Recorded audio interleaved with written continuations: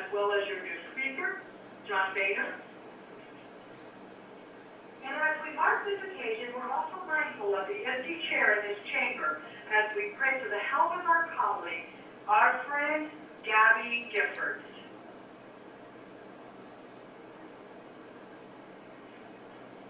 It is no secret that those of us here tonight have had our differences over the past 2 years. The debates have been contentious. We have fought fiercely for our beliefs, and that's a good thing. That's what a robust democracy demands. That's what helps set us apart as a nation.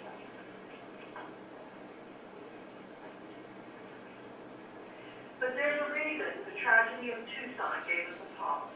Amid all the noise and passion and rancor of our public debate, Tucson reminded us that no matter who we are, where we come from, each of us is a part of something greater, something more consequential than our party or political preference.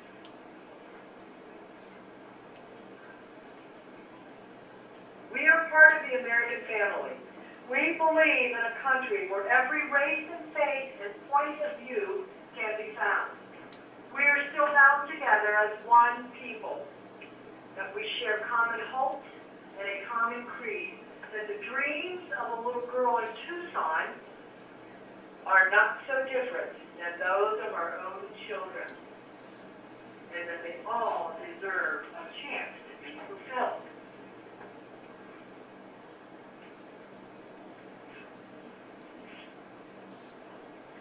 That, too, is what sets us apart as a nation.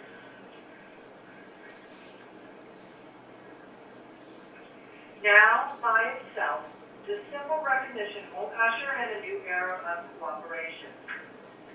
What comes of this moment is up to us.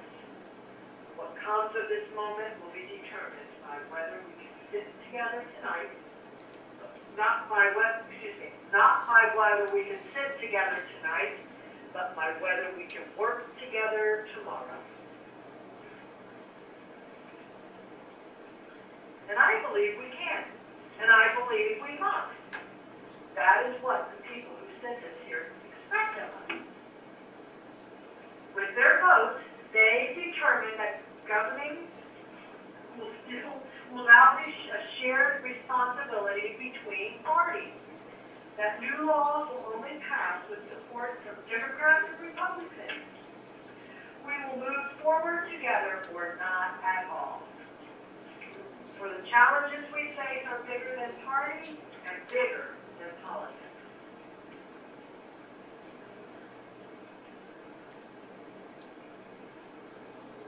At stake right now is not who wins the next election. After all, we just had an election. At stake is whether new jobs and industry take root in this country or somewhere else. It's whether the hard work and industry of our people is rewarded. It's whether we sustain the leadership that has made America not just a place on the map, but a light to the world.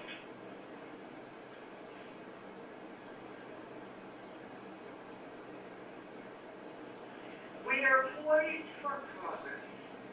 2 years after the worst recession most of us have ever known, the stock market has come roaring back. Corporate profits are up. The economy is growing again.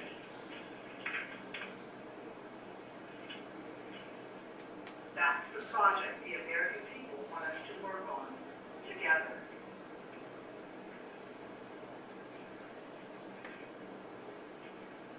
We did that in December, thanks to the tax cuts we passed. Americans' paychecks are a little bigger today. Every business can write off the full cost of new investments that they make this year. And these steps taken by Democrats and Republicans will grow the economy and add to the more than 1 million private sector jobs created last year.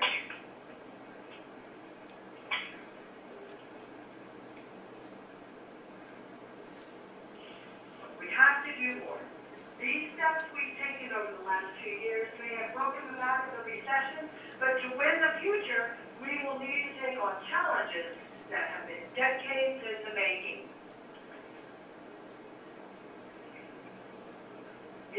watching tonight can probably remember a time when finding a good job meant showing up at a nearby factory or business downtown. You didn't always need a degree, and your competition was pretty much limited to your neighbors. If you worked hard, chances are you'd have a job for life, with a decent paycheck, good benefits, and the occasional promotion. Maybe you'd even have the pride of seeing your kids work at the same company. The world has changed, and for many, that change has been painful. I've seen it in the shuttered windows of once booming factories and the vacant storefronts of once busy main streets. I've heard it in the frustrations of Americans who have seen their paychecks dwindle or their jobs disappear.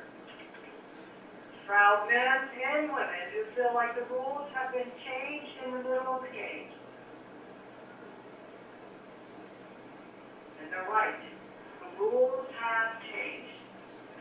In a single generation, revolutions in technology have transformed the way we live, work, and do business.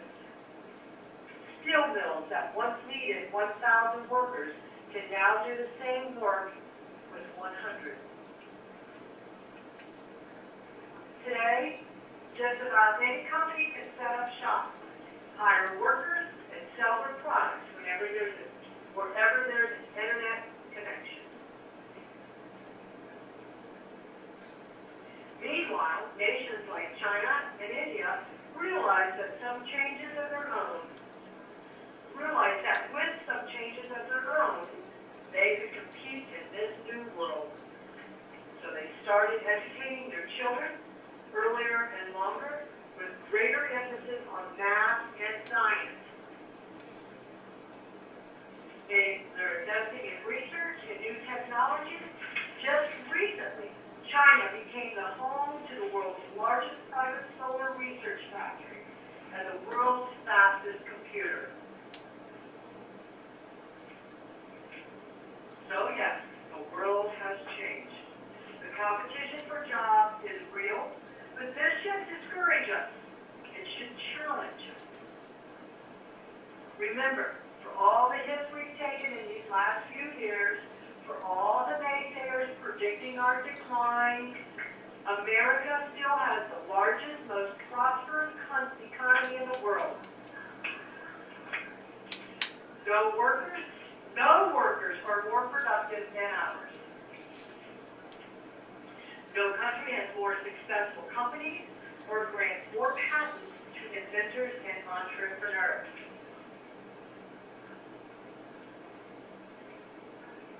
We're the home